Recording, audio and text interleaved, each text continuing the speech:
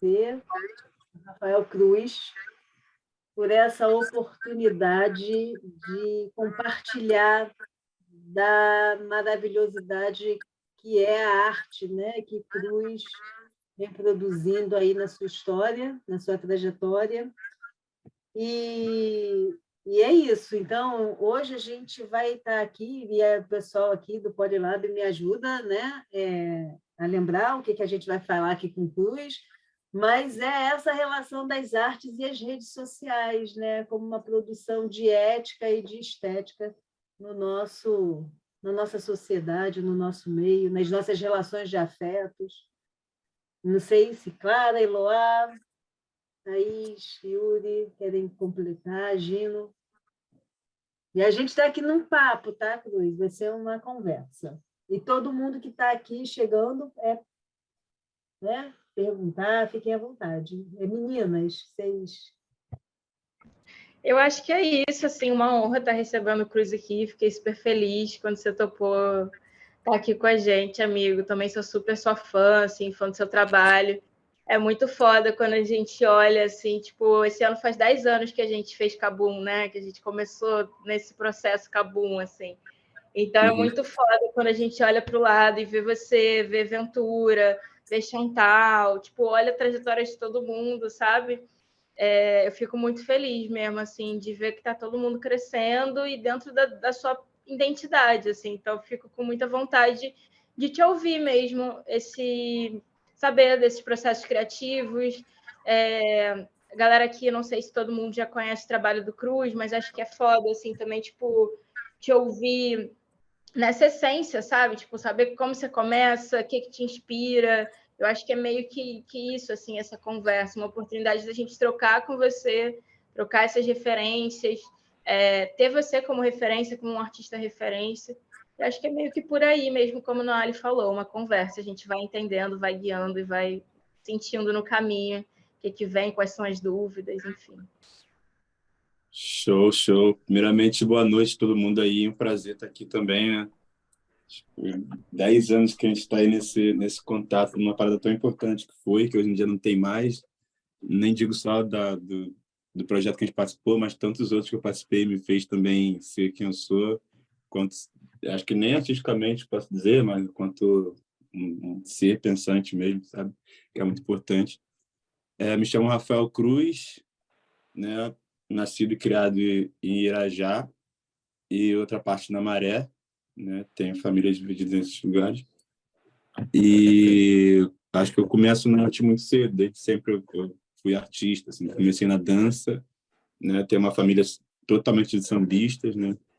Em Irajá, eu fui nascido e criado em um quintal, né? De 6 casas, todo mundo de família e todo mundo sambista. Então, eu já nasci, minha mãe fala que eu já nasci dançando, né? Sabendo dançar.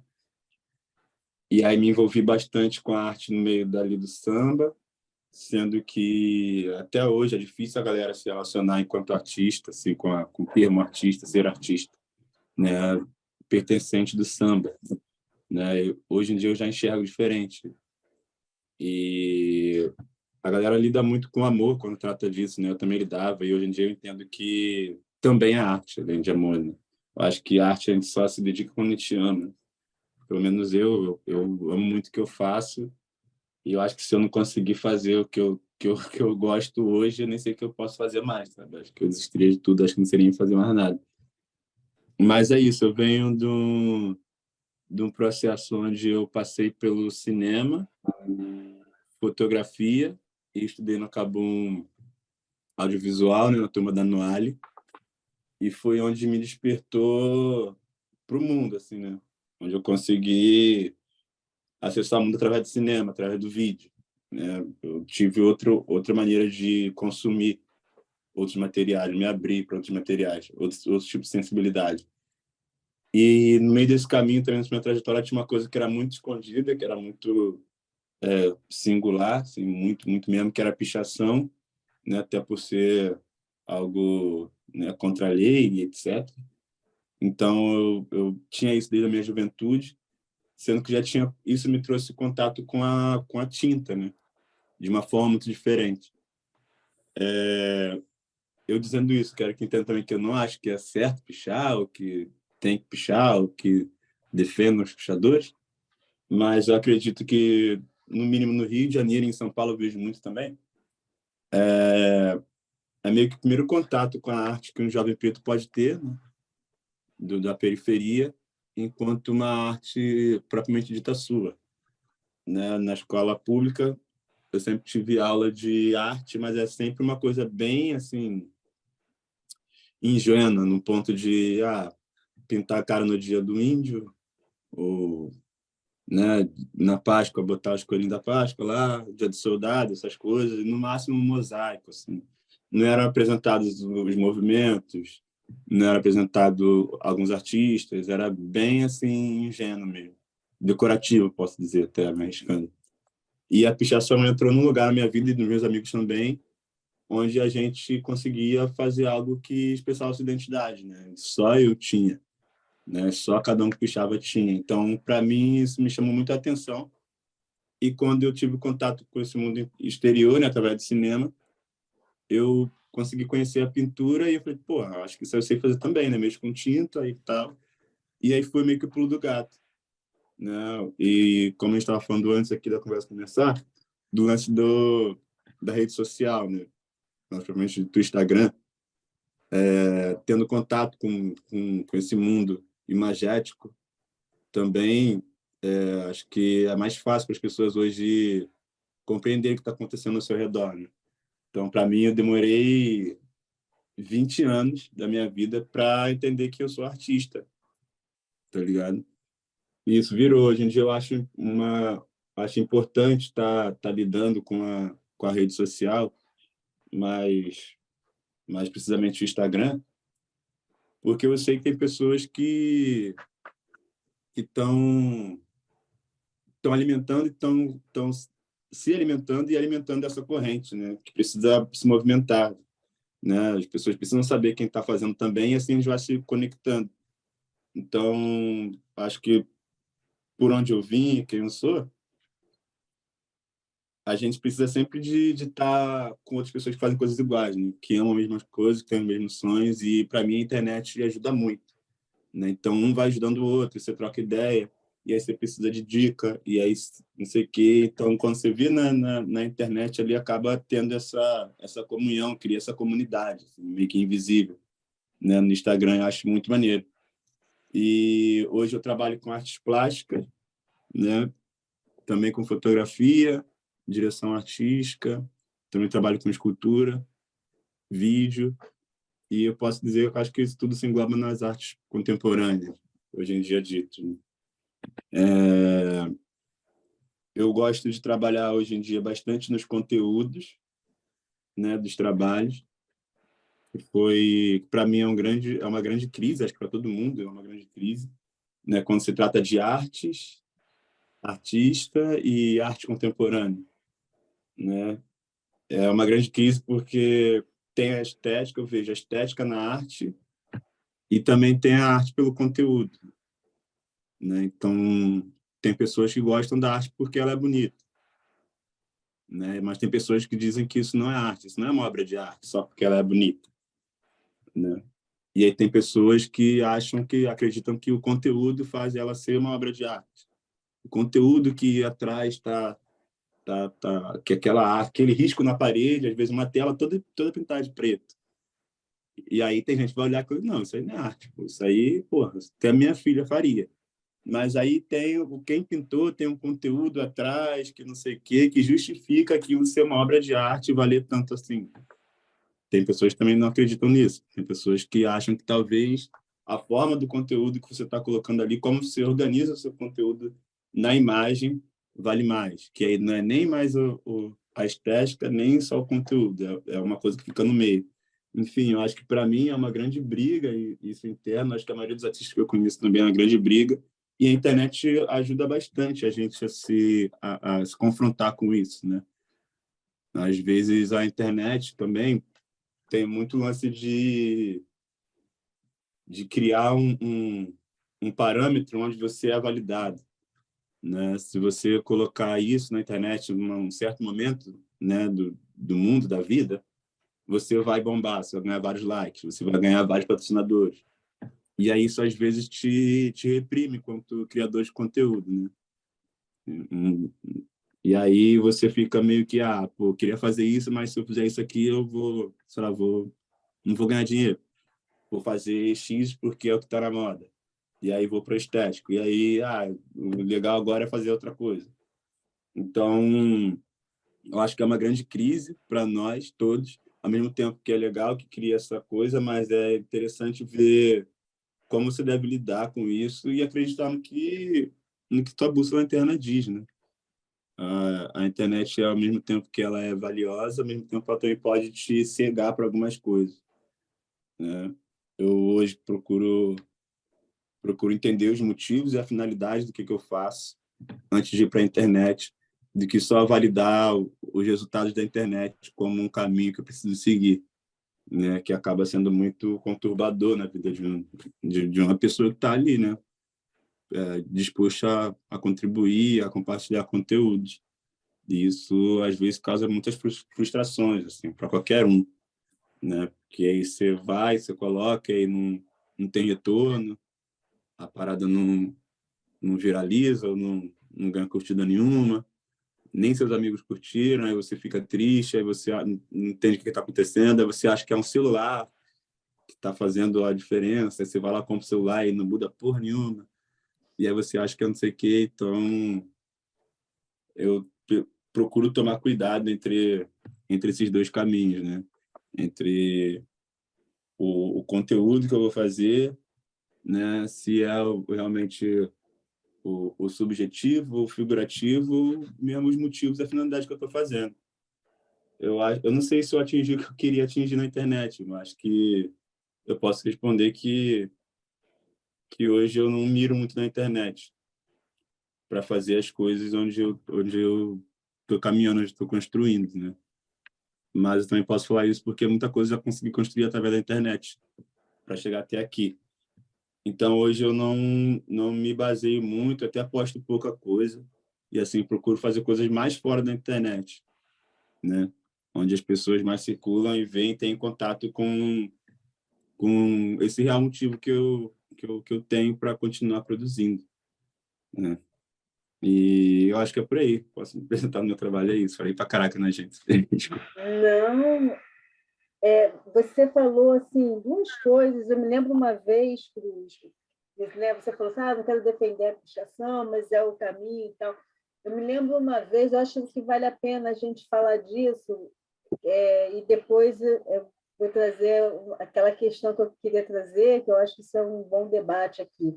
Mas eu me lembro uma vez, acho que foi lá no Tabu mesmo, que você falou uma questão da pichação, né? Você falou o quanto de design tinha na pichação, o quanto Uhum. que se tinha de criação e o pensamento do design ali em função, né, dos espaços. Você quer falar disso um pouquinho? Você Sim, pô, fez pode? bastante sentido para mim quando eu comecei a ter contato com design, né? Porque acho que mais sobre o espaçamento, por exemplo.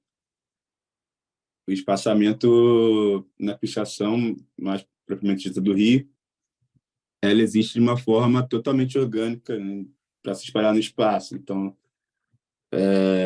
se você vai pichar com duas pessoas, tem um espaçamento entre um e o outro para ficar mais legível, né, para quem assiste, chamar mais atenção e você economizar mais tinta.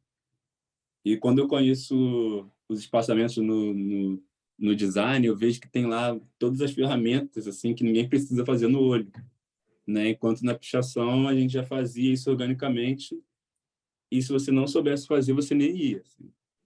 Acho que essa questão era não tinha nem esse enquadramento, né, de, de distância dessa ferramenta ser usada. Você só olhava aquilo ali e falava, pô, não sei pichar ainda daquele tipo, você não ia.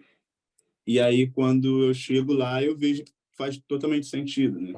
E aí, quando eu vou para o grafite e vou para a pintura, né, de quadro, de tela, eu também trago muita coisa da pichação, né? Que é o lance também do aproveitar o espacial e também a economia de tinta, né? Hoje em dia, sempre foi, mas hoje em dia está muito mais caro os materiais de pintura, por exemplo. Então, hoje em dia eu não pinto com spray, pinto com tinta a óleo, tinta acrílica, giz pastel, e por aí vai. E tudo isso é muito caro. Então, eu trouxe muito da pichação comigo, esse lance da urgência da rua, né? De não ter dinheiro, mas aí tem que pintar para continuar tendo dinheiro. Mas aí tinta tá muito cara. Se comprar tudo de tinta, você vai ficar sem dinheiro para comer. E aí a ideia de investir o mínimo, né? E utilizar, e fazer aquele mínimo se espalhar de uma forma que seja interessante para quem está ali consumindo, é uma coisa que eu trouxe muito da pichação, né? Então, tipo, quando a gente comprava uma lata de spray, por exemplo, tinham 5 pessoas para pichar, a gente tinha que entender que a gente tinha que colocar em mais lugares da cidade, né? Então, cada um tinha que fazer uma peça pequena, somente uma peça pequena em cada muro. E aí depois ia andar e colocar uma lá no outro bairro daqui a, sei lá, aí também tô aqui em Santa Teresa e outro bairro lá na Tijuca. E aí depois lá em Madureira, na mesma noite. E ao mesmo tempo aparecia para vários públicos diferentes. Então, esse lance da urgência e de saber utilizar o pouco para tentar atingir o máximo de público, eu acho que a rua e a pichação me deu muita noção, assim. Embora seja uma coisa que é totalmente proibida e tem todas as suas questões, como eu falei antes, para mim, eu tive muita sorte de conhecer, de ter contato com essa cultura e tive mais sorte ainda de conhecer uma parte boa dentro disso, né? Porque tem vários problemas, né? Tem vários tipos de pessoas e vários tipos de graus de pessoas dispostas a isso. E eu tive muita sorte de ter uma galera muito boa comigo, assim, gente boa, que não eram pessoas más e que estavam ali por um outro motivo que ninguém sabia o que era, mas não era um motivo maldoso, sabe? E fez bastante sentido, cara. Fez bastante sentido, embora era uma coisa muito interessante também, que era um segredo, né? Ainda é um segredo. Ninguém sabe quem é o puxador, você não pode dizer. E aí é bem legal, porque é bem legal, porque você se torna um Power Ranger, né? As pessoas só sabem o que você faz. E É legal até isso que uma crítica que você... eu tenho hoje, inclusive. Pode, Hã? fala aí, fala aí. Não, é que você estava falando disso, que aí sai de um lugar, vai para o outro e tal. Cara, é assim, né? É essa ideia muito parecida até com as próprias redes sociais, né? Da coisa de você criar visualização, né? Sim. Só que você está indo compartilhando, né? Vamos dizer, por meio dos... Viajei, tá? Não, não, pô, faz sentido. Faz sentido também com o lance de, como eu falei, que hoje em dia eu não foco só no Instagram, por exemplo, que é o maior canal de contato com as pessoas que consomem meu trabalho. Eu procuro sempre estar no mundo, estar na rua, de alguma forma. Então, se eu pinto e tenho meu motivo para pintar e meu conteúdo na minha pintura, em tudo que eu faço, eu procuro sempre também estar consumindo isso lá de fora, né? Tipo, indo a debates, indo a outras exposições de outros amigos, de outros artistas que eu considero, né? Tendo aulas também, né? E me dispondo a participar de outros projetos também, né? Para a gente conversar, trocar ideia, porque é isso, a gente vai se conectando de várias formas e quando a gente pensa que a internet é o único meio de validação, né, do que você está fazendo, né, para realmente dar um retorno que está sendo bom, isso se torna um pouco chato, porque você fica muito dependente de uma moda da era. Então, esse lance de estar em contato, né, de diversos lugares, né, de uma forma que seja saudável para mim, que eu consiga, né, é interessante, porque acaba atingindo o público que eu quero, assim, né, um público que às vezes não consome bastante o, o Instagram, mas consome bastante as aulas de uma faculdade, por exemplo, as palestras na faculdade. Um grupo que não consome muito Instagram, mas, por exemplo, vai muito a baile funk, né, que foi onde eu trabalhei bastante tempo também, né, nos telões do Baile da Maré, e conversando com essa galera, e mostrando meu trabalho lá, né. Também trabalho com clipes, né, já fiz direção de arte e etc. Então, eu procuro sempre circular para ter mais contatos com as pessoas que consomem meu trabalho e também conhecer outras pessoas que têm o mesmo motivo que eu para trabalhar, né? Acaba criando uma comunidade.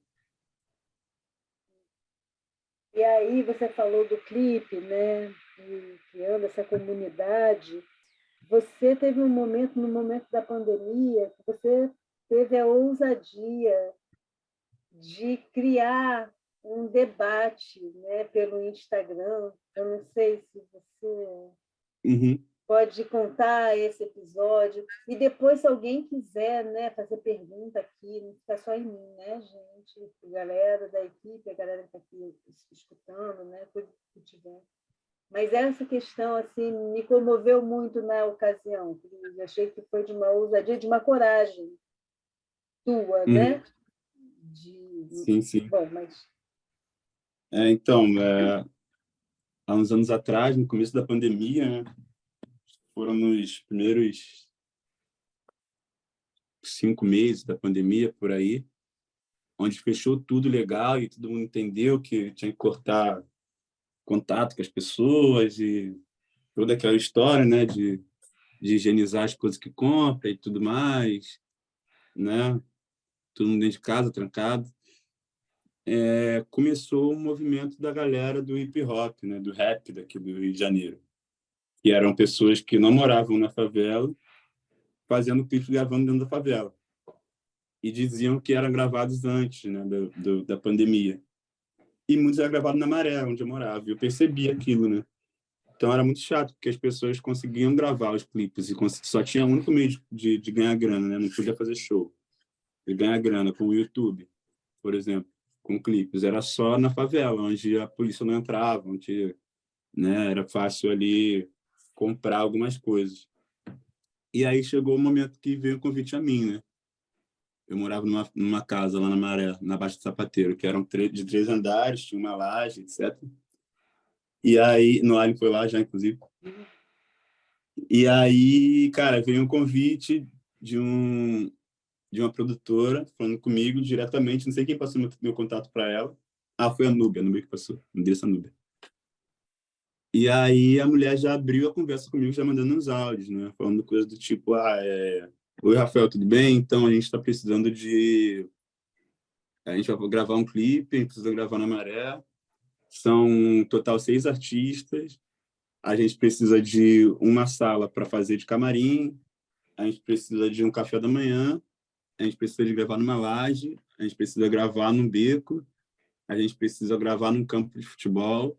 A gente precisa também ter um aval dos bandidos para a gente subir com um drone lá, porque a gente subiu com drone numa favela, foi no PPG, e deu uma merda do caralho lá com os bandidos, que a gente não quer isso. Então, a gente precisa de você para fazer essa produção local, né, para a gente gravar, arrumar esses lugares para a gente gravar. E é isso, a gente tem R$ 100 para te dar. Aí eu falei, porra, caralho. Aí eu perguntei, mas a equipe quanta gente? É lá, cerca de 15 pessoas.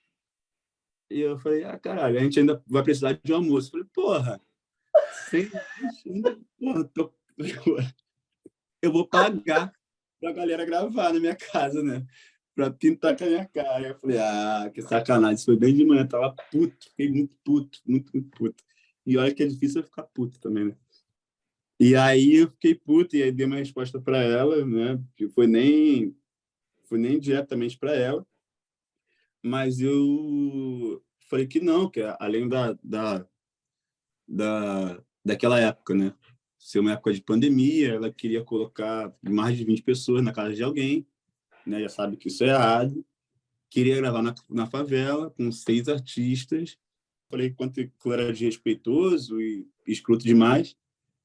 E falei que estava disposto a compartilhar isso, porque, na verdade, não era nem para esculachar ele, mas era para as outras pessoas também da favela entender o quanto isso era desrespeitoso. Eu já tinha visto 2 clipes gravados na favela, né? E aí, cara, criou um grande rebuliço, assim, um grande rebuliço. Foi mó doideira. E, assim, eu joguei bagulho na internet e saí, né? Fui fazer minhas coisas. Aí, à noite, assim, tava bombando.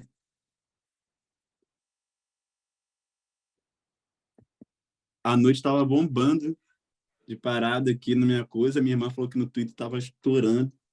E aí eu fui ver, e aí em algum momento ele entrou em contato comigo. O responsável da produtora e tal entrou em contato comigo, né, bem nervoso, e falando que a vida dele estava arruinada e tal, e que em algum momento alguém falou nos comentários que eu era produtor também, já tinha trabalhado com audiovisual, com cinema, e que ele estava disposto a passar essa responsabilidade de gravar o clipe para mim, né? E aí eu não aceitei. Era R$ 10.000 para gravar o clipe. Assim, pô, parece muito, mas para a gravação de um clipe dessa galera é muito pouco mesmo. E eu falei que não ia aceitar e tal. E ele falou, por favor, e tudo mais. Eu falei, cara, o problema é teu, desculpa, não tem nada a ver com isso. Eu falei com a galera da favela, não foi nem, né, para acabar com o seu trabalho. Mas agora você não pode acabar com o nosso trabalho aqui, né? E aí ele falou, cara, o que eu posso fazer e tal. E eu falei, cara, o que você pode fazer? Tá, vou pensar. E aí eu pensei e aí propus para ele um clipe de animação, que era uma coisa que eu já queria fazer há um tempo. E tinha vários amigos, inclusive vários da Kabum, a maioria da Kabum, né, já sempre conversava sobre animação. E ia para minha casa para a gente ficar desenhando, né? Então eu propus para ele o valor de R$ 18.000 para fazer um clipe de animação, que ainda é muito pouco para animação, né? Porque a animação geralmente é o dobro do valor de um clipe de audiovisual. E aí ele não aceitou, falou que não tinha aquele dinheiro e que tinha que ser 10. Eu falei, cara, desculpa. Sim, eu que sou fodido, se eu, né, chorar com meus amigos e alguém, porra, nego vai me dar um dinheiro, tá ligado? É uma vida. Você quer Playboy, não vai ter? Ele falou, porra, não sei o quê, desligou, um minuto e falou que arrumou. E aí, tá, cara, pô, consegui aqui, muito obrigado e tal, pô, isso vai salvar minha carreira, pô, muito obrigado mesmo, você é maneiro, desculpa, não sei o que e tal, aprendi. Aí eu falei, tá, cara, beleza, vamos embora. Aí ele falou, tá, mas tu já me manda aí teu conteúdo de animação. Eu falei, cara, não tenho, nunca fiz. Aí ele falou, caralho, mano, nunca fiz, mas eu sei fazer, pô. Se quiser acreditar, acredita, se não quiser, é contigo mesmo. Aí ele, caralho, tá bom então. Então, tá, a gente precisa lançar, era daqui a 2 semanas. Eu falei, ih, meu amigo, daqui a 2 semanas, bota aí no mínimo 3 meses. Aí o cara pirou, mano. O cara pirou. Aí falou, não, mas a gravadora, não sei o quê, já tá tudo marcado, a divulgação, os artistas estão envolvidos. Eu falei, meu amigo, eu que não estou envolvido nisso, tá ligado? É vocês aí mesmo. E o cara teve que aceitar. E aí foi um gancho, né, que eu consegui reunir todos os amigos que queriam fazer aquilo. Como era época de pandemia, tem todo mundo que morar na minha casa. E aí, na minha casa, estava morando 7 pessoas, que tinham os 3 que não podiam morar ali, e aí ficavam tipo 10 pessoas na minha casa, e era justamente no meu quarto, né? Minha cama, ela virou, né? Botei uma porta na minha cama de lado, virou uma mesa, aí fizemos uma outra mesa, então não tinha quarto, e aí no chão tinha 2 colchões, todo mundo dormia atravessado ali. Foi uma época muito boa na nossa vida, e a gente viu o que a gente pôde fazer, né? Uma parada que a gente sempre gostou, e fizemos com computador só, inclusive, da pandemia. Uma animação de quase 6 minutos, né? Uma animação tradicional, inclusive, que era frame a frame, né? Para quem trabalha com audiovisual sabe que é frame, né? Tipo, então, às vezes, é 24 frames por segundo, então significa que são 24 desenhos por segundo, né? Então, a gente pegou um clipe de 6 minutos com essa ideia de fazer, né, frame a frame, uma animação tradicional mais próxima da japonesa. E aí, meu irmão, o bagulho pegou fogo, a gente se virou, entregamos. Depois, na metade, a gente viu a merda que a gente foi assumir, mas a gente teve que dar conta, e ficou bem legal, assim, para, né, para um trabalho de início. E com um computador só, 10 pessoas na equipe, pô, a gente deu sangue pra caralho. E acabou que a gente conseguiu guiar um estúdio de animação por um tempo, né? A gente sabia que não ia durar, porque a animação tradicional no Brasil, ela precisa estar envolvido com grandes corporações ou com uma grande equipe, né? E ainda assim a galera tipo, procurava a gente por ser, né, animadores e favelados, por ser uma oportunidade de pagarem mais barato, né? E a gente começou a perceber isso. Então, as pessoas procuravam a gente para pagar mais barato e também se validar do interesse social, né? Então, tipo, fiz um clipe aqui com a galera da Maré, que não sei o que, esse que lá. Tipo, ajudei as criancinhas com fome. E então a gente já sabia disso e teve um tempo que foi de 2 anos. Foi muito importante para a gente, né? Hoje em dia, a gente tem grande conhecimento com a animação tradicional, né? A gente tem grandes contatos e a gente ainda realiza trabalho de animação por fora, né? Hoje em dia temos Bila, Oassa, Tech, né? A Morinha, uma grande galera que é grandes influentes assim no mercado de animação tradicional. Isso foi bem legal. E a internet foi bem percursora, que eu acho que nem foi muito o grande ganho não foi nem a gente ter ganho essa oportunidade de abrir um estúdio, né?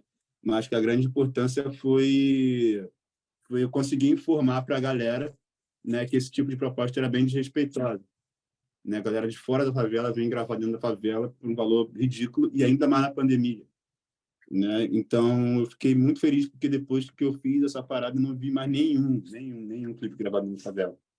A galera ficou com grande medo de fazer essas propostas baratas, né?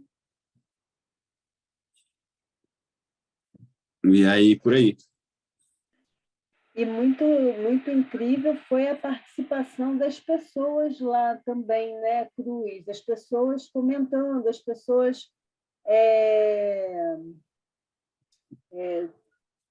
debatendo mesmo a questão, né, lá Uhum. no seu Instagram.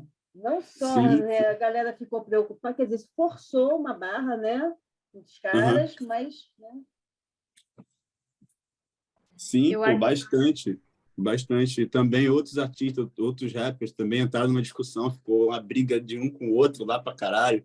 E aí botaram a culpa na produtora, e aí botaram a culpa na fulana de tal, e aí foi um bololô danado.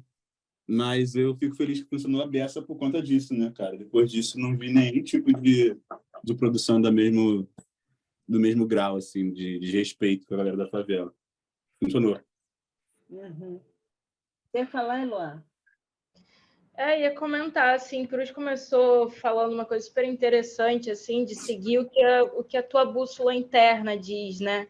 E aí, Uhum. como tipo, uma coisa que te gerou revolta, e muitas vezes a gente tem essas revoltas e guarda, internaliza, não fala nada, e, enfim, e ao mesmo tempo, tipo, quanto isso gerou uma série de discussões em pessoas que também estavam naquele pensamento, mas que talvez ainda não tinham conseguido expor isso, enfim, como que é algo que sai ali daquele padrão do que se estabelece da internet, né? Que é isso, hoje em dia no próprio Instagram você tem essa coisa do algoritmo e essas aulas do tipo, faça isso que você vai ganhar tal engajamento. E quando você sai dessa lógica, faz uma coisa que realmente era algo que você estava achando importante ali de colocar para fora, gera uma série de discussões que vai além do engajamento em si, né? Mas de tipo da crítica mesmo e do próprio movimento, assim, sabe? De tipo, gerar uma movimentação, uma mudança no contexto da produção, enfim, dessa produção,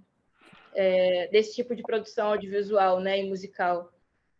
Sim, antes de eu colocar na internet, eu tive grande cuidado disso não parecer uma espécie de esposa, sabe? Uma exposição onde eu queria chamar a atenção, né, por estar falando mal de alguém, não sei o que lá. Não, deixei bem claro que era para comunicar com a galera, que eram os meus, né? Foda-se eles, porque eles fizeram muito isso comigo, né? Foda-se eu. Eles queriam comunicar com eles, né, com o público deles. Então, deixei isso bem claro para eles e foi assim uma coisa que acho que meio que sem pensar que eu fiz foi bem assertiva, né? Isso me respaldou muito de uns outros tipos de contatos comigo. Então, tive bastante respeito na coisa que eu fiz e serviu bastante, né? Para os dois lados. Para a galera que fez merda e para a galera que eu dediquei, né? Foi bem legal. Foda, eu lembro que na época uma amiga me ligou, assim, produtora do hip hop, eu estava trabalhando com música e com a galera do hip hop na época, e ela me ligou perguntando, você conhece esse menino? Tipo, mas muito no sentido de, tipo, falar, caralho, que foda, o que ele fez, sabe? Tipo, eu fiquei anos trabalhando com essa galera e não tive coragem de fazer isso, assim, de falar o que eu estava sentindo, não necessariamente tipo, sobre expor a pessoa ali, mas acho que mais de expor o sistema mesmo, sabe? Porque é uma lógica muito normalizada, padronizada. O que eu posso tirar muito disso é sobre o risco, né, cara? Eu acho que, né, eu como sendo eu de onde eu venho, né, que não tive muito privilégio, etc. Eu tive que perder o medo de arriscar na minha vida. E voltando a falar da pichação, isso me ajudou bastante, né? Eu, enquanto minha carreira de arte, né, que eu construo até hoje, e sei que eu vou ser para sempre aprendiz, eu consegui internalizar que arriscar é o fim de tudo e o começo de tudo, né? Cara, se você não arrisca, você não sabe o que vai dar. E quando você arrisca e dá errado, é a única chance que você tem de mudar, né? Se você ficar meio que em cima do muro, você não dá para saber se daria certo se você fizesse, se você está fazendo errado, né? E se você vai ganhar. Então, acho que arriscar, para mim, hoje na arte, em tudo que eu faço, é o início de tudo, o começo de tudo, né? Sem medo de dar ruim, né? O ruim já é o certo, mas a gente precisa quebrar a cara para ver, né, se a gente precisa mudar, né? E saber também se a gente está fazendo certo. Então, acho que depois disso eu me confrontei muito com isso, eu trago para minha vida, né? Eu arrisquei no momento que eu né, podia ser mal compreendido ali por quem eu estava expondo aquela parada, mas eu falei, foda-se, né? Eu queria ter contato, queria que aquilo acabasse, pelo menos dentro da minha favela, não queria que meus amigos passassem por isso, ninguém passasse por aquilo, né? E depois me arrisquei enquanto esse produtor, né, de entregar esse clipe com muita pouca grana, né, de abrir minha casa para morar um monte de gente, né, que não foi fácil, né, e deu certo e deu errado algumas coisas, a gente entendeu onde a gente precisava mudar e tudo mais, o caminho que a gente devia seguir. Então, acho que isso foi o maior ganho que eu trouxe disso tudo, né? Foi bem importante. E indico para todo mundo, assim, tudo que fizer, né? Arriscar é uma parada muito importante, né? Sem ter medo de quebrar a cara. Acho que isso eu diria. E eu acho que é massa, assim, tipo, como você coloca essa coisa de colocar o seu limite, tá ligado? Do tipo assim, cara, esse aqui é o meu preço mínimo do mínimo, e nem era para cobrar só isso, sabe?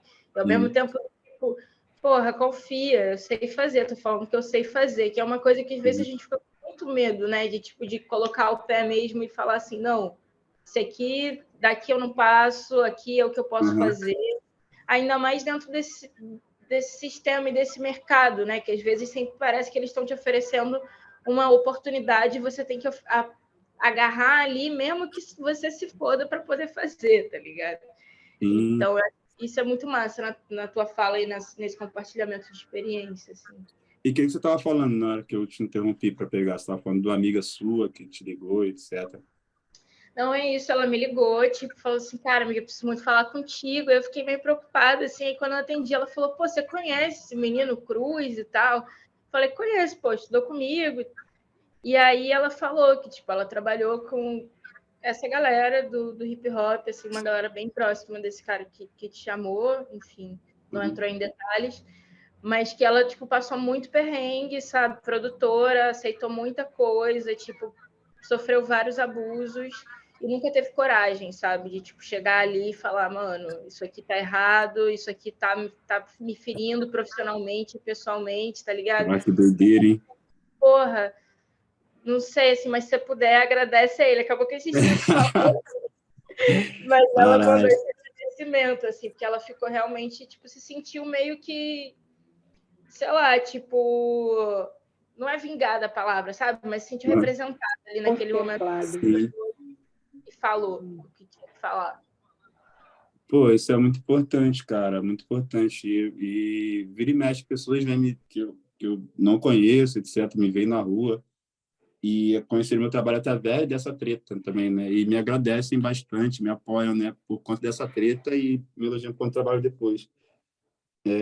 Eu acho muito maneiro que uma coisa que eu também eu já acho que lidando com esse mundo, né, comercial, de dinheiro, etc., além do arriscar, tem muito lance do motivo, né, e da finalidade que você está fazendo aquilo, da sua finalidade enquanto pessoa, enquanto tudo. E cara, isso fez muito sentido que eu estava indo no caminho certo, né? Tipo, eu não abandonei o motivo que me trouxe até aqui, o que eu acredito e a finalidade que eu tenho, né? Para tudo que eu faço. Então, sei lá, é uma coisa que eu li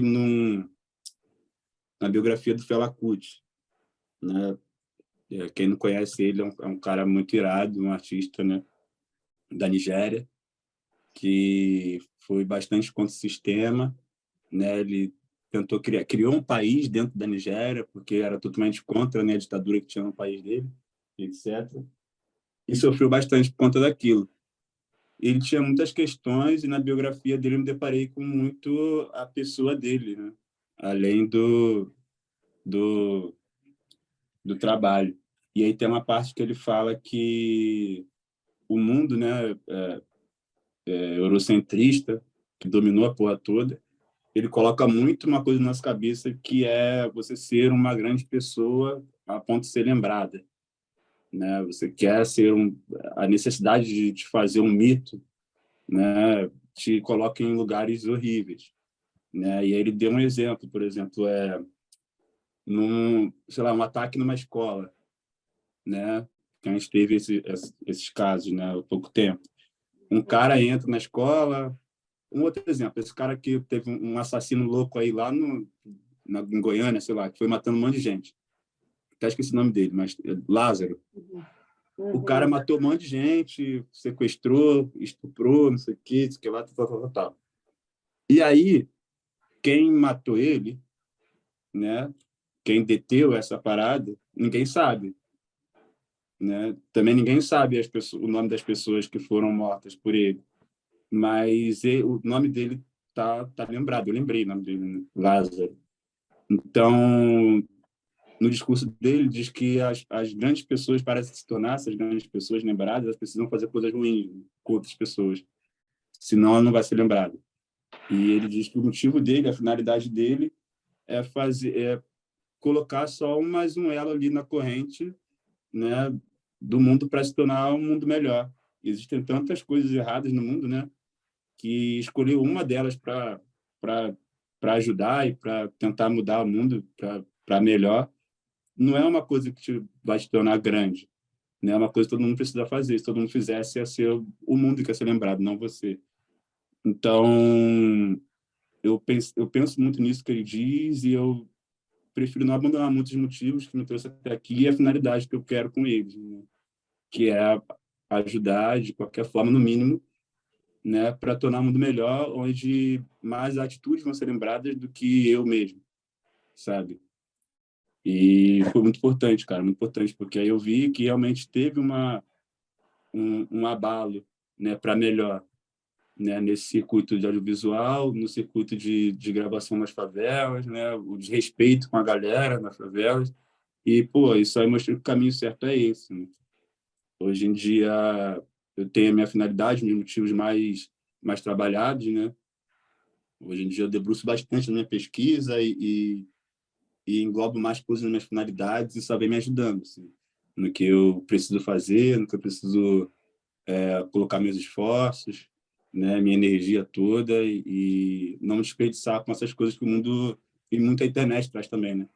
Como necessidade para a gente, né, de ser um grande artista, um grande marco, uma pessoa famosa, que na verdade isso acaba desvirtuando a maioria das pessoas, né, que a gente não consegue lidar bem, né? Ainda mais a gente de favela, preto, etc. Né, a fama a fama e o glamour, essas coisas todas, o endeusamento acaba trazendo grandes problemas para a gente, né? Então, essas coisas me fazem muito colocar o pé no chão, né? E me ajudam muito a ter a cabeça mais sã hoje em dia, é muito importante. Legal isso, porque é muito curioso, quando você fala assim, né? Lembrando aqui, quando você fala que, no caso da pichação, você não pode saber quem é o pichador, né? E agora você vem falar dessa relação, né, do que você quer ser e essa relação do que a tua ação vai fazer, né, ser lembrado. Para mim, você é uma referência nesse sentido, da sua ética, né? Sim. Nessa maneira como a sua arte, a estética da sua arte, a estética da sua publicação vai criando uma ética. E aí, voltando na coisa ali da pichação, eu me lembro assim, né? Eu já vi pichação sua na rua e olhava aqui ao Cruz, né? Eu sabia que era você, né? Assim, tem gente, você diz que ninguém pode saber quem é, tudo bem. Assim, mas quem te conhece sabe quem é, e é muito legal porque a gente, eu me lembro assim, o meu sentimento é, cara, o Cruz passou aqui, né? Tem uma marca que deixou uma marca, e quando a gente vê a sua marca,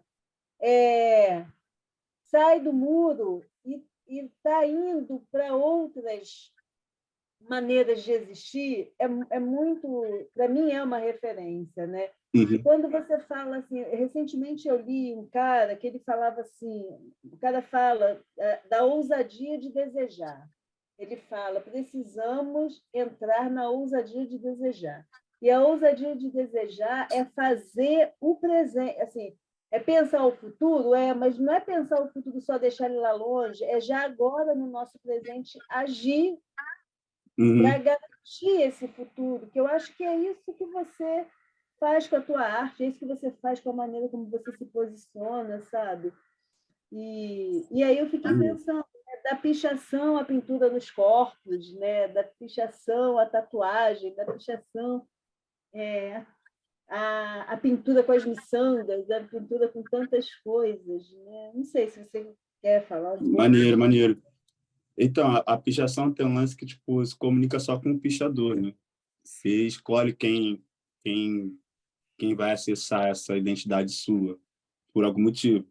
Então, você sabe porque era minha professora de arte. Era interessante que você soubesse, né? Eu queria comunicar com você. Mas, por exemplo, minha mãe, minha irmã, até alguns amigos próximos, não sabem. Eu acho legal não saber e descobrir algum certo ponto, né? Que aí tudo faz sentido, né? E ajuda a destruir um pouco o ego também, a pichação, né? O ego acaba se inflamando entre os próprios pichadores, mas não pode fugir mais daquilo ali, porque não gera dinheiro, né? Você corre risco de vida, risco de liberdade, de um monte de coisa, e me ajuda muitas pessoas a destruir um pouco do ego, ao mesmo tempo que infla, mas ele tem um teto, assim, é só entre a gente, né? Mas a gente acaba tendo uma comunicação de que, caraca, fulano passou aqui também, que doideira, né? Se eu acho um lugar maneiro, escolho um lugar maneiro, um bar, uma festa legal, um baile, eu vou, sei lá, viajo para uma cidade no interior e eu vejo a pichação de um amigo meu. Assim, então ele está comunicando comigo que ele passou ali também. Isso é muito legal. E aí eu vou, ligo para ele, caralho, passei lá e vi teu bagulho, caralho, é mesmo, pô, fui naquela cidade lá e caralho. Então, num bar que eu vou e vou no banheiro e tem a pichação do cara lá, eu fico, caralho, porra, maneiro, ele bebe aqui também, etc. Às vezes nem conhece o cara, mas conhece a pichação do cara e adora o rolê do cara, né? Pô, esse cara vai em lugares legais, ele, porra, fui num bar que eu gosto muito e o cara tava lá, né? Quem deve ser esse cara? Ficou assim na mesa. É muito legal. O lance da finalidade, cara, é muito interessante, porque esses dias eu fui no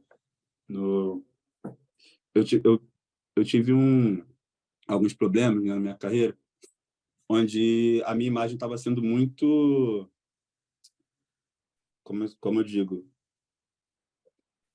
muito procurada, a minha imagem enquanto eu mesmo, enquanto pessoa, meu rosto e tal. Então, por exemplo, eventos de arte, por exemplo, né, exposição, não sei o quê, as pessoas preferiam colocar o meu rosto, né, na frente e não mostrava o meu trabalho. Eu comecei a ficar bem chateado, porque, na verdade, eu não sou modelo, né?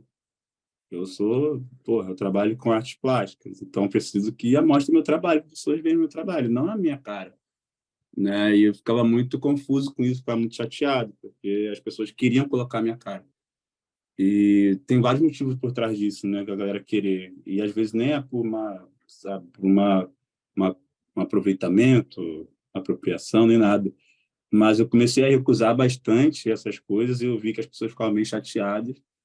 e eu comecei a tirar tudo que tinha meu rosto na internet, né? E eu ficava bem chateado, porque às vezes eu colocava meu trabalho e tinha uma relevância, assim, mínima, né? Uma comoção da internet, de curtidas, compartilhamentos. E aí, quando eu colocava minha cara, assim, meu Instagram bombava, assim. E eu ficava muito puto, tipo, caralho, mano, porra, eu recebo seguidor porque eu coloco a minha cara. E aí eu comecei a ver meu comportamento mudar, né? Enquanto eu queria colocar, sabe, alguém para me vestir, para botar uma roupa ali, eu botar uma foto minha atrás da minha pintura, dali, isso aqui, e aí pro meu Instagram. E aí eu comecei a ser procurado por essa galera de moda. E eu fiquei muito puto de novo, sabe, comigo mesmo. E aí eu excluía tudo. E aí há pouco tempo veio e aí, sei lá, uns 2 meses atrás eu tirei tudo, só tinha a obra no meu Instagram.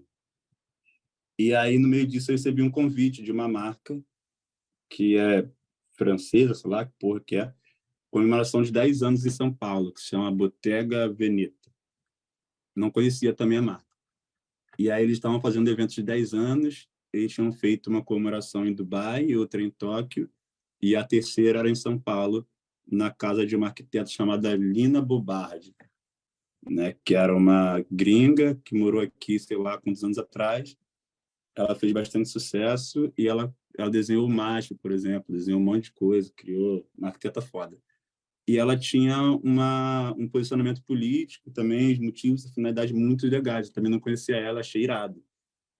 Mas era um evento de uma marca, né, com todo um apelo social que estava fazendo, né, aproveitando do apelo da Nina Bogardi, que a própria marca não tinha. Assim, a marca queria se apropriar daquilo. E aí eu fui pesquisar a marca, eu vi que, porra, caralho, a bolsa mais barata era tipo 10 mil. Assim. E é uma bolsa ridícula, era tipo uma toalha, assim, horrível. 10 mil reais. Eu fui ver, caralho, é dólares, na verdade. Aí eu falei, caralho, que maluquice, que maluquice, que maluquice. E aí, tá, negociei com os caras e era um valor legal. E aí, dentro disso, tive vários problemas com a produção, né? Vários problemas com a produção, onde eles estavam, né, me colocando numa parte que eles estavam ganhando, querendo pegar uma chancela de politicamente correto, né? Então, ter um preto favelado lá, né, para falar numa conversa, eram 3 meses de conversa, né? Completava esse arco de não poder ser criticado. E aí eu fui olhar, e aí tinha uma travesti, e aí tinha um indígena, e aí tinha fulano, muito bem arquitetado, e no meio, a grande maioria, as pessoas que eles sempre chamam, né? Os ricos e tal, os influentes dali no mercado, né? Já tem uma carreira consolidada. E aí eu fiquei bem relutante de, porra, tipo, o que eu vou fazer lá, né, mano? Tipo, é totalmente contra os meus motivos e as minhas finalidades, eu estar lá, né? E ainda mais quem sabe, né, quem me acompanha vai ficar meio que, que chato, vai descredibilizar tudo que eu fiz até chegar aqui. Mas e aí, em um certo momento, eu percebi que eu precisava ceder, ganhar esse espaço e trazer para eles essa questão, né? Acho que eu fiquei bem chateado, bem conturbado, bem confuso, né? O dinheiro era bom, né? Ao mesmo tempo era escroto e tal, mas eu percebi que aceitando era uma oportunidade de levar esse desconforto para eles, tirar de mim, né? E ainda mais agora que eu estou bem mais, né, relacionado e dentro do que eu quero fazer, né, estruturalmente falando, das minhas pesquisas, etc. E é totalmente contra o que eles estavam pregando. Então, eu aceitei e fui e eu aproveitei a minha fala na mesa para levar essa discussão e eles não esperavam que eu ia fazer isso, né? Eles estavam achando que eu ia chegar lá e ser totalmente submisso, né, pela grana que eles me deram, né? Tipo, eu estava fazendo um favor e eu só ia agradecer eles. E eu trouxe da discussão, né, de uma forma bem, eu acho que se fosse uns 5 ou 10 anos atrás eu não conseguiria trazer dessa forma, né, mas de uma forma imparcial, né, incluindo eles também, né, tipo, não sendo agressivo nem nada. Eu trouxe isso para a mesa, houve um desconforto, mas a galera se esforçou, encontrou um espaço para, né, ali debater comigo. E quando eu desci da mesa foi um grande momento, assim, porque a galera teve uma expansão de pensamento, né? Tem, eu acho que, tipo, no meio da arte, né, como estava falando, tem um figurativo que atrai bastante, que eu acho que era o que eles queriam de mim, né? Me chamaram para atrair aquela figura ali, né? Iam validar alguma coisa. Tem o conteúdo, né? Tipo, ali a essência, né? Onde já quem prefere a essência, eu leio que é mais ou menos a galera que curte a essência de uma arte, é a galera que é meio que hedonista, sabe? Tipo, ela tem um grau de sensibilidade que ela se espelha ali. Ela vê que, olha, eu tenho esse grau de sensibilidade, eu entendo isso. E tem uma outra parcela que eu acho irado e que eu tenho percebido agora, que é trazer questões que expandem o pensamento, né? Expandem o conhecimento. Então, tipo, para o meu público, é difícil eu ter contato com pessoas que precisam ter esse entendimento expandido, né? O meu público ele já está nessa camada de ter essa sensibilidade para o que eu quero falar. Então, é muito difícil eu ter um outro público que realmente tem quase 0% de contato com a sensibilidade. Então, eu pude experimentar esse lance de trazer questões de uma forma mais, mais perene, né, mais sutil, e convidar eles para abrir esse pensamento para novas coisas. E foi muito importante, embora o dinheiro foi bom em São Paulo, etc., eu fiz as contas antes e depois ainda, né, passou, esgotou do que eu estava pensando, que eu estava meio que pagando para ir lá, né? Tipo, eu precisei levar uma equipe, né? Tipo, a minha produtora, que hoje eu tenho, e também um stylist, que é um amigo meu, que é até o Thiago, que também participou da Kabum, o hacker. E aí eu levei eles porque eu sabia que era evento de moda, e eu não tenho porra nenhuma de moda, e eu saí nas fotos lá do evento de moda, tudo cagado, com as roupas que eu uso. E eu não podia ser assim. E aí eu, né, acabei pagando mais para participar lá, mas eu sabia que eu precisava aproveitar daquilo para atingir outro público. E foi muito importante para mim, muito, muito importante.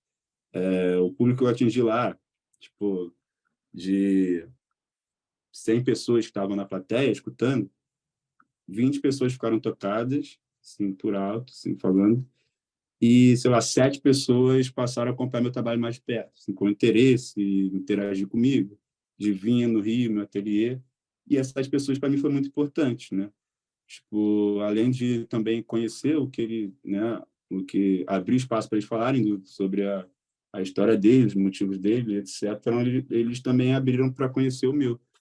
Então, percebi pessoas também que têm a mesma finalidade que eu, né, enquanto artista, enquanto ser humano, e eu pude expandir esse meu leque, esse meu know-how de pessoas que eu posso ali juntar esforços, né, trabalhar junto para chegar em outros lugares. Então, é louco. Eu tive que arriscar de novo, né? Arrisquei, né? Se desse errado, ia dar totalmente errado. Mas eu acabei utilizando certo a minha imagem, né? Então, hoje está lá no meu Instagram, se for lá, tem a foto que eu participei do evento, mas daqui a pouco eu vou tirar. Mas é que no momento a galera da moda, né, tá esperando isso de mim. Então, veio alguns outros convites de marcas, etc. E que a maioria deles não faz sentido nenhum. Então, eu já estou bem... Faz menos sentido do que aquele, né?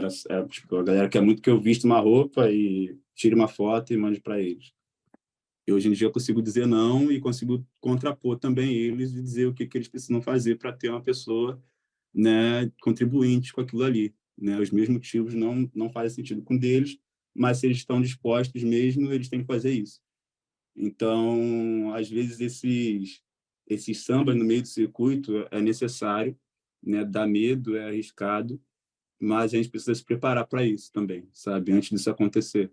Porque quando acontece a gente precisa ser ligeiro, né? Precisa pensar rápido, não para a gente não ser violento, não ser hostil, né? A gente não demonstrar vulnerabilidade, nem fazer merda, né? No nosso próprio trabalho. Então, eu indico todo mundo que, né, quer quer focar na sua carreira, já se preparar nisso, né? Preparar muito na sua pesquisa, né? Em quem você é, olhar muito para dentro, né? Escrever bastante sobre você, para quando essas coisas acontecerem, você não fazer uma escolha errada e depois não dá para desfazer, né? Ou ficar magoado e chegar lá e fazer tudo de má vontade e acabar se queimando, né? Eu indicaria que é isso, assim, tipo, entender os seus motivos, escrever bastante, sabe? Mostrar para os amigos, ver o que eles acham que te conhecem mesmo, ver se está fazendo sentido, pesquisar, estudar, né? É sempre importante continuar estudando, porque é isso, esse mundo da internet às vezes exige da gente algumas coisas que, dependendo das coisas, a gente acha que não é certo, mas também saber utilizar dessas coisas no momento certo é uma chave muito interessante, muito importante para a gente, tá ligado? Para a gente continuar sobrevivendo, fazendo o que a gente quer. Por aí. Show de bola. Eu não sei se... Você não falou da pintura na pele, mas tudo bem. Deixa outras pessoas responderem. Estou brincando, Cruz, é porque eu sou apaixonada por tudo, então vamos Uhum. ver.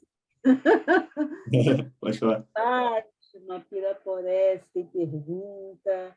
Eu queria dizer que é uma aula, está sendo uma aula de verdade, porque eu estou muito vivendo muitas dessas questões que você está falando e, sei lá, tá tocando muito em mim, sabe? Essa coisa de... Você falou de demorar 20 anos para se entender como um artista e entender quais que são as suas verdades. Fiquei pensando muito sobre esse caso que você falou do clipe. Cara, eu fico muito, muito admirada, honestamente, em como você não tem... Assim, você disse que dá medo e tudo, mas você não tem questão com se posicionar. Enquanto que eu acho que pra gente, assim, pra mim também fiz Cabum, também venho dessa coisa de, olha, o que fizemos por essa criança pobre de periferia, que é muito difícil tirar isso de dentro da gente, sabe? E, e de sair desse lugar de subserviência e de ser grata. Ah, que bom, obrigada por você ter me dado esse espaço aqui. E, ao mesmo tempo, ficar no meio entre não fazer isso e também não se cancelar, não se queimar no meio dessas pessoas, porque às vezes a gente fica com muito medo, né? Tipo, porra, foi tão difícil chegar aqui e fazer qualquer coisa, foi E tanto também não passar corre. fome também, né? Tem isso também. Exatamente isso, exatamente isso. Mas, cara, eu acho que você tem muito jogo de cintura, de verdade.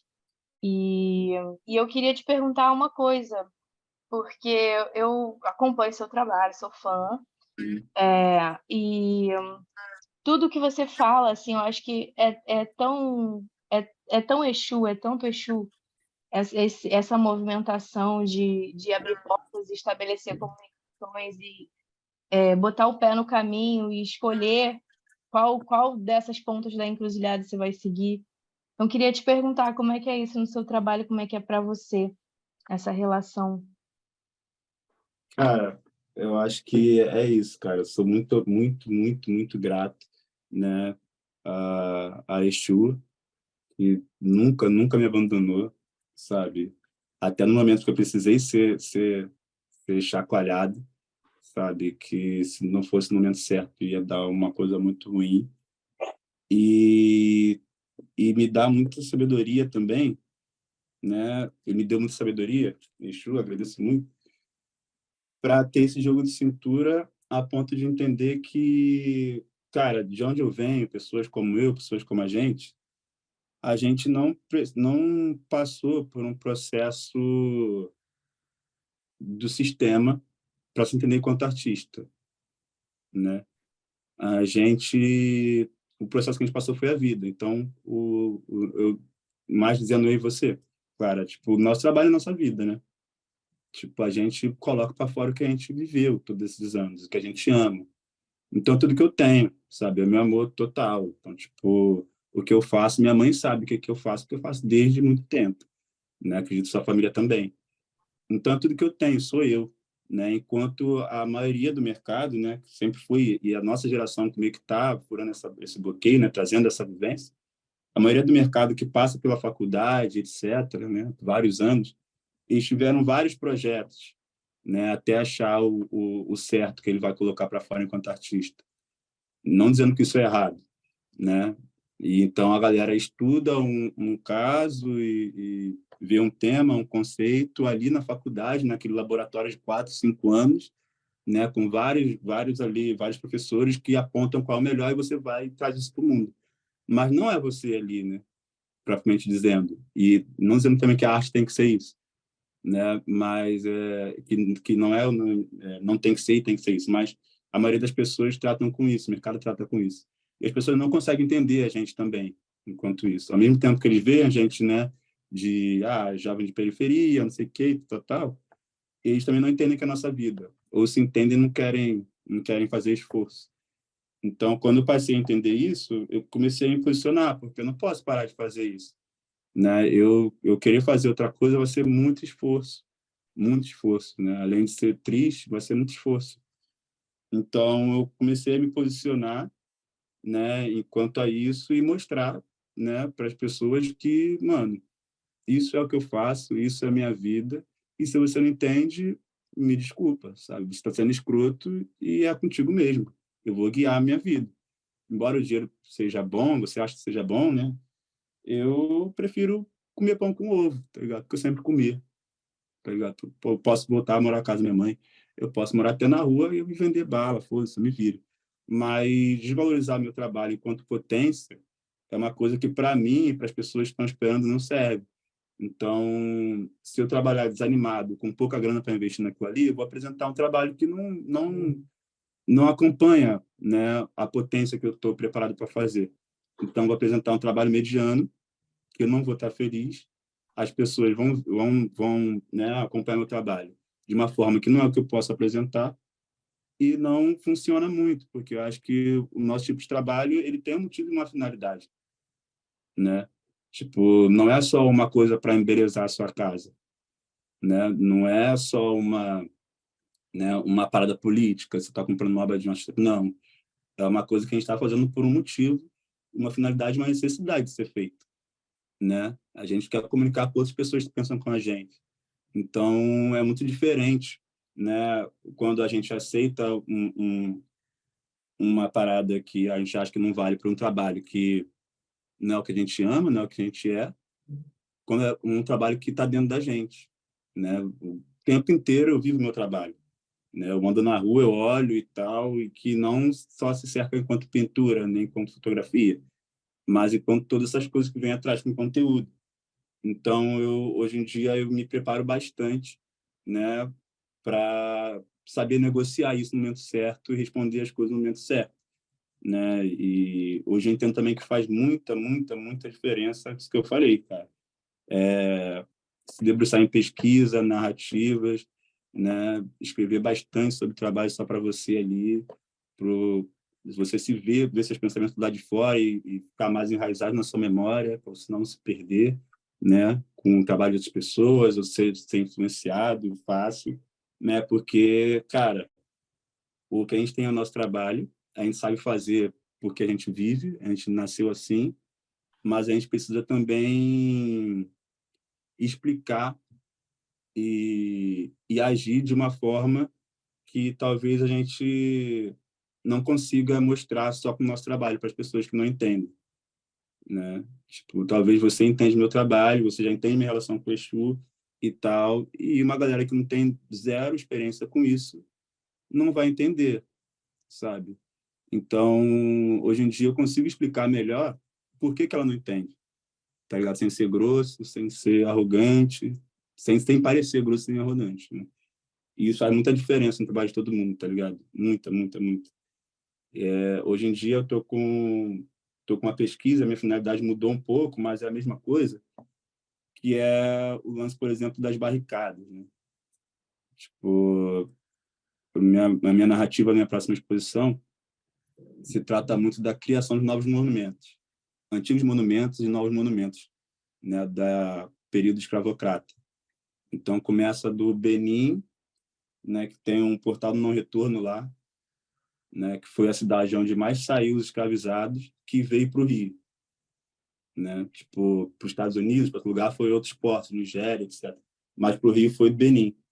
E lá criaram, a Unesco criou um portal do não retorno, que é na praia, onde a galera fazia fila para entrar nos navios. Era a última parte que a pessoa pisava na África antes de não voltar. E aí aqui, né,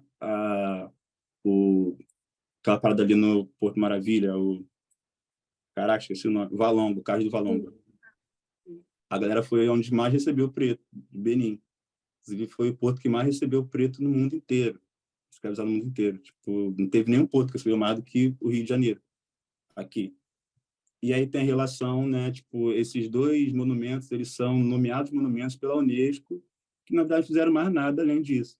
Tipo, não proporam nada de reparação, que isso também é uma coisa que a gente sabe que não vai acontecer, mas nem como insere esse conhecimento e essa importância, né? Essa história na população. Não se esforçaram, só se esforçaram para colocar o nome deles lá, que eles são bonzinhos.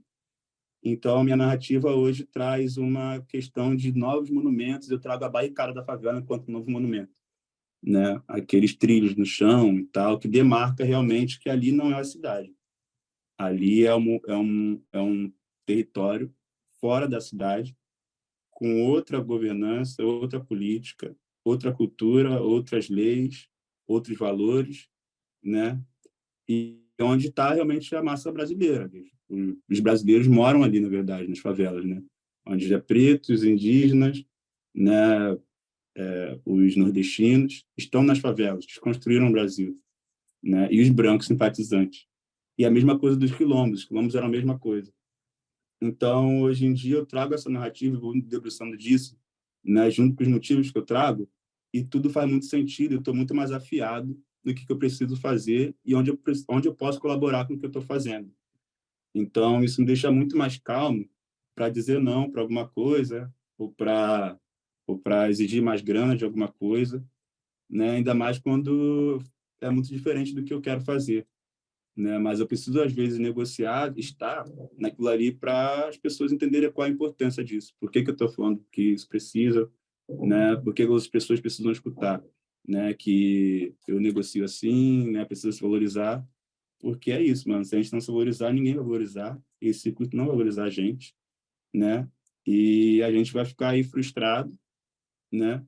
Aceitando coisas, a galera vai colocar a gente numa caixa de jovens periféricos, favelados, sempre assim, né?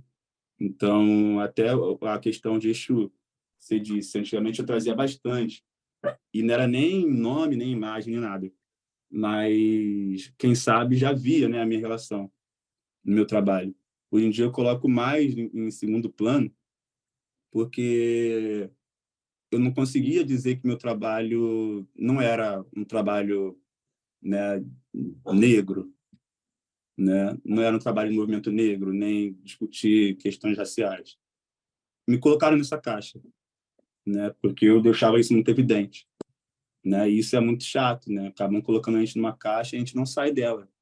Então, eu só era chamado em novembro, né? Que era um momento lá da Parada Negrada, e umas coisas X, assim, umas coisas religiosas. Isso é chato, né? Porque é um mecanismo muito chato, quando na verdade a gente quer discutir essas coisas, é para contribuir para todo mundo, cara. Não é só para negritude. Né? A gente está falando de negritude porque é o que a gente é, mas a gente é brasileiro também. Então, se a gente está discutindo coisas, né, para tentar melhorar e trazendo questões, a galera não pode colocar a gente dentro de uma caixa, porque eu sou negro, e aí tem o indígena, e aí tem a travesti, e o branco é só branco, né? Ele é só brasileiro, na verdade, ele não é branco. Ele é brasileiro. E a gente, todo mundo tem uma nomenclatura. Enquanto, na verdade, não é. A gente está querendo quebrar essa barreira e dizer que todo mundo é todo mundo, sabe? Se o Brasil melhorar, ele não vai melhorar para os pretos, não vai melhorar para os travestis, não vai melhorar para X, vai melhorar para todo mundo, né? Então, eu tento trazer isso, né, através da minha narrativa, que tem me ligado melhor, como eu fujo dessas caixas, né? Como a gente pode fugir dessas caixas e fakear, sambar ali um jogo de cintura para a gente chegar em outros espaços, né? Então, esse exemplo que eu dei lá em São Paulo, nessa marca, foi meio que isso. Eu consegui chegar lá e consegui mostrar para todo mundo que a minha discussão não era essa, enquanto a galera queria me colocar, né? E tempos atrás eu ia me manter naquela posição ali para preencher um espaço e, sabe, validar o dinheiro que eles me deram. Não, hoje em dia eu entendo que não preciso fazer isso. Preciso, inclusive, estar lá para confrontar isso. Que a gente quer uma melhora para todo mundo, não só para uma parcela das caixas que eles colocam a gente, né? É por aí. Nossa, muito bom. Muito bom. Falei para caralho, né, gente?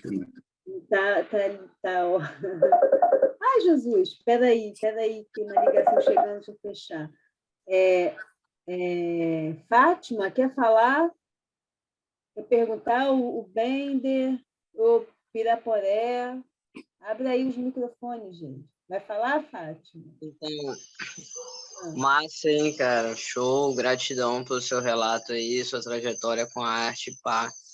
Moço, é interessante você falar isso do primeiro contato do jovem negro ser com a pichação, e eu nunca parei para pensar acerca disso especificamente, mesmo sendo preto, né?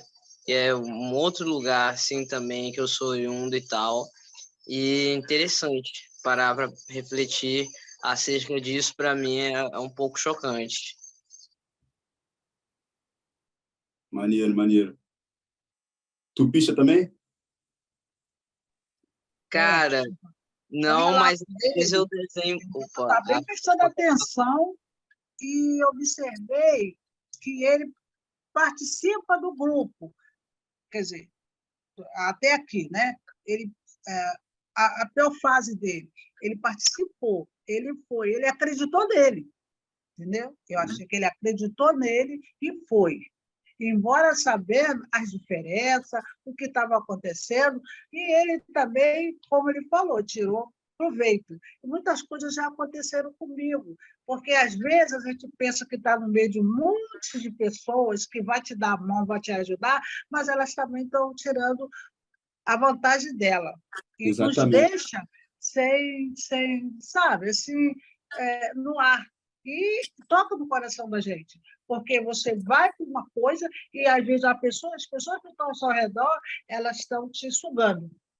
Entendeu? Então, você tem que ter sabedoria, e até hoje isso acontece, né? Eu tiro por mim, porque ele falou da mãe dele, minha mãe sabia. Então, ele não tinha mãe para ter uma orientação.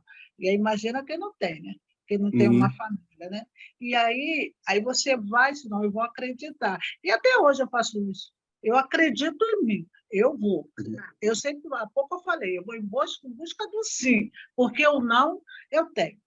Então, eu fiquei bem atenta, penso que eu não estava escutando, eu estou aqui, mas eu estava escutando essas coisas, que, no fundo, às vezes é uma revolta, a gente chega em casa, porque aqui, hoje, a gente só fala assim, mas isso não vai dar certo, isso aqui, mas não sabe que não vai dar certo, porque é aquilo que a gente está querendo, que está querendo, está lutando para si, para depois, lá na frente, ela fazer a mesma coisa um pouco diferente, entendeu? E muitas vezes eu passei por isso, e até vou ensinar, a justiça, a gente passa muito por isso, a cor, não acreditar, entendeu? Mas eu, graças a Deus, sou uma pessoa que acredita muito bem comigo, eu largo o negócio de cor para lá, branco para lá, e vou à luta com um corpo.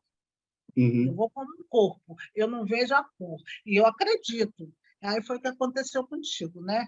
É muito difícil. Só quem vive, quem passa, o seu relato aí, poxa, eu fiquei assim, eu falei, imagino o que ele deve ter passado, porque eu passei por isso, pelas águas sujas. Você fala assim, eu passei pelas águas sujas para encontrar uma fonte que eu pudesse. Essa aqui é limpa, essa aqui é a natureza.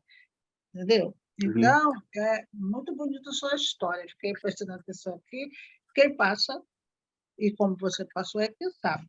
Eles simplesmente, às vezes, você tinha uma intenção, uma boa intenção, mas eles te buscavam para tirar de você o melhor seu, para poder lá na frente, aonde não tinha, igual a história política, que hoje em dia já os direitos autorais, né? Você faz uma música aqui, você logo resista, porque senão eles tiram vantagem, fazem sucesso, e aquele que fez a música, entendeu? Só te usou, né? É isso aí, parabéns, continue assim. Acho que vocês moram muito perto. Tu mora onde? Praia de Lucas? Não, estou morando em Santa Teresa agora, mas vou voltar para Maré. Espera aí, Estou só um morando em minuto Santa que eu vou ter Teresa que agora. botar o fone para ouvir. Fala. Agora estou morando em Santa Teresa, Ah, mas tá. Entendi. eu sou de Irajá, mas vou voltar para Maré, já já. Agora, Tu mora em Lucas? não pode ouvir Cidade Alta. Tu mora em Lucas? Você não sabe onde é, não? Lucas, sim, pô, tenho grandes amigos aí em Lucas. É. Lucas, Cidade Alta também. Cidade Alta, é. Tempo Boca. Na Cidade Alta. É isso aí. Não desista do teu sonho. Desista do teu sonho. Continue fazendo a sua parte. E ver o que é melhor para você. Entendeu? Não esquenta a cabeça daquele que fala assim, ou te olhou de lado, ou fez alguma coisa, e aí vai embora. Lá na frente, como agora, você está colhendo aquilo, né? Que às vezes Deus manda a gente fazer certas coisas que a gente não quer e tem vontade de largar tudo, mas porque lá na frente tem um objetivo, tem uma vitória para receber, né? Exatamente. É isso aí. Obrigado. Acho que alguém mandou uma pergunta ali, né? Arte é política? Deixa eu ver se eu abro aqui o chat. Cadê? Cris, abre aí o chat que você vai acompanha aí. Arte é política? O Cruz pode falar o quanto a arte dele é política sem mesmo que tenha se posicionar. Comentário. Bacana ouvir. Rival Rick, você vai chegar. Quanto eu fiquei muito feliz, gratidão. Pô, é doideira, cara. Sobre isso é uma grande crise, né? Ainda mais com a internet, né? Que às vezes o que está bombando é uma arte mais política e etc. Uma arte mais esteticamente política, né? E eu acho que a arte pode ser política de várias formas, e também o que não é político pode ser arte também. O interessante é entender quais são as formas que você pode se encaixar, se você quer que sua arte seja política, quais formas você pode se encaixar de uma forma mais original, né? Sem ter que seguir os caminhos de outras pessoas, de outras referências. Né? E são tantas, né, cara? São tantas. E como eu falei antes, estudar é muito importante, sabe? Ler biografia de outros artistas que você gosta, né? Eu, enquanto artista, eu falo artista, mas as pessoas nas suas profissões, né? Ler biografias, né? Ler os livros, ver as entrevistas, né? Tudo mais, né? Pessoas parecidas com você que aí trazem as vivências, né? Você acaba se reconhecendo também na correria da outra pessoa e outros exemplos, outras formas também, né? Por trás. Eu tenho alguns artistas que são minhas grandes referências enquanto artistas e enquanto pessoas, mais ainda, enquanto pessoa, enquanto civil. Né? Eu posso dizer que o nacional é o Luiz Melodia, por exemplo. Melodia e o Itamar Assunção, que é a música que eu estava escutando antes aí. São duas pessoas que são extremamente políticas, né? Que o Itamar até é mais figurativo nisso aí. Mas, mesmo assim,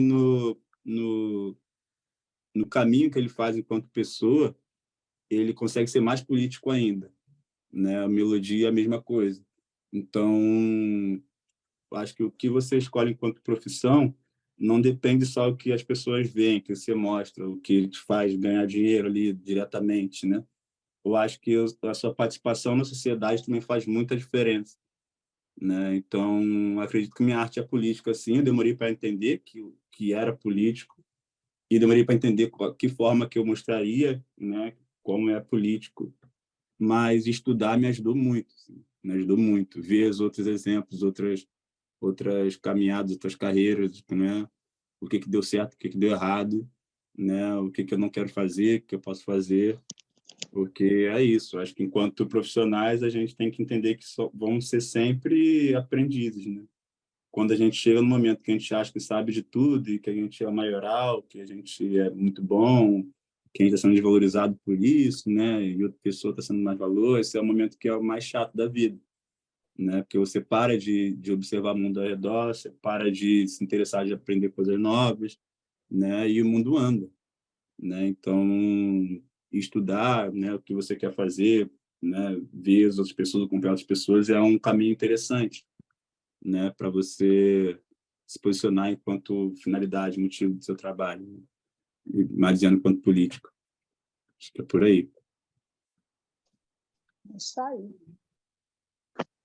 Assim, eu creio que quando você fica desmotivado, ou você fica desanimado com esses lances que nem você comentou agora há pouco, você, conforme você vai estudando, pesquisando, você vai vendo que tem uma galera que já está lá em cima, uma galera, às vezes, que você não conhecia o trabalho, que você começa a se inspirar. Então, o que eu falo com todo mundo, a parada é você ter, tipo assim, a sagacidade de você chegar e falar, pô, aquele cara lá é referência, sabe? Não levar a galera com uma competência, não Uhum, uma competição, sabe? Mas você pensar, tipo, naquela humildade de reconhecer o trabalho do outro. Porque eu vejo muita gente, por exemplo, que olha o trabalho de alguém e não tem a coragem de falar, pô, esse trabalho tá massa, esse trabalho tá da hora, sabe? Agora há pouco eu tava falando com um amigo meu que é gerente junto comigo, e a gente tava trocando justamente essa ideia. Que, pô, uma galera chega e fala assim, cara, esse trabalho aqui tá horrível, esse trabalho tá ruim. Mas a pessoa não vai te dar, tipo assim, um conselho para você melhorar aquilo. Eu acho que essa uhum, parada é ridícula, sabe? Porque a pessoa, para mim, criticar tem que ser crítica construtiva. Não adianta. Se não uhum, for construtiva, não adianta, sabe? Eu sou muito chato com isso. uhum, Porque criticar qualquer um critica, falar mal qualquer um fala. E, tipo, eu já tô acostumado com isso, porque meu pai ele veio lá de baixo também, sabe? Então, eu já conhecia a carreira do meu pai. Meu pai mesmo, ele não ia para evento, casamento, essas paradas, sabe? Porque não tinha uhum, tempo para isso. Ele sempre trabalhou muito. E eu sempre levei isso adiante. Então, hoje mesmo, tipo, eu tenho minha vida, assim, muitas coisas, mas sabe, com o trabalho mesmo, eu já estou mais focado nisso. Então, eu vejo muito essa realidade, sabe? Muita coisa que você falou, por exemplo, que você teve que arriscar a sua questão de liberdade, tudo isso. Eu também já fiz coisa desse tipo, sabe? Ainda faço um pouco de algumas coisas, mas que a gente sempre tem essa sagacidade de reconhecer e saber o porquê que a gente faz. Igual, sim, você sabe o porquê que você decidiu pichar, que você decidiu fazer algumas coisas, que você tomou decisão, porque você sabe a importância daquilo para você. Não sou eu uhum, que vou falar o que é importante para você, sabe? É você que tem que reconhecer isso. Eu acho que o estudo é justamente para te dar essa liberdade. De você chegar e falar, pô, é isso que eu quero para minha vida, sabe? Igual meu irmão falava, uhum. cara, decide o que você quer para sua vida, para isso você tem que estudar, sabe? Eu aprendi dessa forma. Então, E você só trabalha com o para. quê? Então, eu, no caso, agora sou gerente de uma fazenda aqui onde eu moro, e o meu irmão, ele tá. O meu irmão, assim, de consideração, né, o Vitor, ele tá gerenciando a Casa do Rio. Aí ele está lidando com vários artistas, então o MD Chef foi lá recentemente, Uhum, a gente recebeu vários atores da Globo, e a casa aluga para evento. E a Fazenda mesmo é uma parada que eu sempre quis tocar, que eu sempre quis seguir, e o Vitor, ele passou pelas mesmas dificuldades que eu, pelas mesmas dificuldades que você também, e, tipo, eu acolhi o Vitor como irmão, sabe? Eu estudei com ele, eu vi a dificuldade que ele passava, a galera criticando, a dificuldade dele arrumar um emprego, recentemente mesmo no evento lá, aconteceu de dois seguranças ficar no pé dele direto, achando que ele ia fazer bagunça e tal. Então, tipo, eu reconheço como a galera, tipo assim, tá no nível achar superior ao que não é, sabe? E uhum, aí, eu vira e mexe, eu tô trocando ideia com ele, passo conhecimento, passo experiência. E eu falo com ele, cara, não vai pra frente, tipo assim, que nem você falou aquela hora. Pô, nesses momentos, quando dá errado, ou quando dá o inesperado, a gente acaba agindo sem pensar. Isso acho que é uma uhum, das piores coisas que acontece, uhum, sabe? Até mesmo, por exemplo, a abordagem policial. Pô, às vezes a gente quer botar a mão no bolso, mas, tipo assim, por reflexo, e sabe que não pode fazer isso. Mas na uhum, hora mesmo é muito complicado, sabe? E, tipo, aqui mesmo dentro da fazenda já foi enquadrado, meu pai também, sabe? Então, tipo assim, já passou dificuldades, situações que nem era pra gente ter passado, porque não era com a gente, sabe? uhum. Mas por falta dos outros a gente acaba pagando. Sim, pô, é muito importante, cara, se preparar isso antes que essas coisas aconteçam, sabe? Que eu vou voltar de novo, os motivos que te trazem até aqui, que você acredita, né? A finalidade que você quer chegar, que você está fazendo, né? Para você e para quem está ao teu redor. você está sempre, né, tipo, escrevendo sobre isso, né, uma forma de diário, de pesquisa ali, para você tá mais enraizado assim na tua cara, sabe, nesses momentos chatos que acontecem, né? Tipo, pô, você sabe que, por exemplo, numa abordagem policial, né, várias coisas escrotas acontecem, mas você sabe que se você, né, tipo, for ali fazer a mesma coisa que o cara, você vai se dar mal, né? Você pode perder a vida, o cara pode forjar alguma coisa e estragar o caminho inteiro que você fez para chegar até aqui. Mas hoje em dia eu ajo muito diferente, né? Esse exemplo que você deu é muito bom da da Dura. Hoje em dia eu não falo exatamente nada. Inclusive, já vendi aqui o meu peixe. Em agosto eu vou abrir minha primeira exposição individual, estão todos convidados, né? Vai ser na Lapa. E vou trabalhar com diversas linguagens. E uma delas vai ser uma instalação de uma imersão sonora. Você vai entrar dentro de uma caixa e eu tenho 20 áudios que eu gravo com o celular, de vários tipos de cenas, também tem poesias, etc. Mas tem uma, né, que eu fui parado pela polícia, né? Estava fumando maconha em frente ao curso que eu fazia ali na Darcy Ribeiro, né? Então era 6 horas da tarde ali no centro, do lado da CCBB, e aí os caras me pararam, me colocaram sentados ali, e o cara era um policial preto, ele começou a falar, e eu, tipo, ele tentou, assim, né, me tirar, me deixar com medo, né, que é geralmente o que eles fazem, ou para roubar, ou para a gente falar alguma merda, eles baterem, né, fazer alguma coisa. E eu, hoje em dia, eu falo exatamente nada. Eu falo, não, sim, senhor, não, tô errado, senhor, não, toma, você quer, tal, tal, tal. Aí, tipo, vamos pra delegacia, bora. Ah, vou te bater, me bate, bora, não respondo nada. E aí, nesse dia, eu resolvi gravar o que eles estavam falando, né? Eu respondi nada e gravei. Esse áudio vai estar nessa exposição, nessa emissão sonora. Eu gravei, foi 8 minutos dessa abordagem que ele fez comigo, eu sentado lá. E quando ele viu que a minha postura era diferente, ele mudou de uma forma muito maneira, assim, né? Ele falou muita coisa escrota, mas ele me tratou de uma forma que ele estava do meu lado, assim, né? Ele falava como se fosse um tio, sabe? Que descobriu que eu fumava maconha e não sei o quê, e estava me dando a bronca dele, dizendo, oh, a gente já é dessa cor, a gente vem de onde vem, não sei o quê. Foi maneiro, né? Ver essa postura dele, eu ter gravado, mas também de outras vezes que eu tive essa postura, os caras eles tiveram um comportamento ao avesso, eles foram totalmente violentos. Eu já sabia o risco que eu corro com os policiais, então apanhar para mim eu já estou acostumado. E para mim é importante, porque aí eles perderam totalmente a razão. Se eu quisesse fazer alguma coisa, eu faria, e eu estava de alguma forma ali no controle da minha integridade, né? Não falei nada, não sei o quê, quem estava passando ali viu. Então, hoje em dia, esse comportamento de saber com quem você está lidando nesses momentos de tensão, né, é uma coisa que é uma chave para a gente, né, de onde a gente vem e tudo mais, toda a desigualdade, que às vezes a gente age de uma forma que, não que ela seja errada, né, de impulso, e a gente acaba tomando muito mais prejuízo, né, do que todo mundo está envolvido, mais do que a polícia, mais do que todo mundo quer arrumar problema com a gente. Então, é importante você falar isso e esse lance de estudar e se estudar, né? Não se perder do chão que você pisa e do que você quer enquanto motivo de vida é uma coisa, assim, crucial, cara, crucial no que a gente quer fazer para a vida. Maneiro, celular. Valeu, tamo junto. Com certeza. Ai, gente. Pô, foi um prazer, hein, gente? Espero que tá metendo o pé aí, um prazer Luiz. trocar com Beijo, vocês. Pô, gratidão, Obrigado cara. aí. Valeu, prazer, tamo junto. Tá show. E é Valeu. isso, me sigam lá para a gente manter contato também. Botam lá o Instagram para a galera aí. E aí eu sigo o Geraldo de volta e manter contato. Se sempre quiser trocar ideia também, vou estar lá. Tá Já é? beleza. Já é, tamo junto. Gratidão por tudo e eu estou fazendo uma maluquice aqui, que eu estou botando essa live ao vivo aqui no Instagram, já que a gente não conseguiu botar no YouTube, mas agradecer, Cruz, porque assim como a gente estava falando no início, né? Quando a gente começou a pensar que o Podlab e falar de redes sociais e de arte, tudo isso, era unânime. O Cruz precisa vir aqui dar essa aula? Nosso mestre. Obrigado. Você é minha mestre também, né? Que bom. Somos, né? É bom quando a Nossa, gente chega a essa conclusão, né? Somos mestres uns dos outros. Eu acho que isso é muito bom. E somos aprendizes. máximo respeito, gente.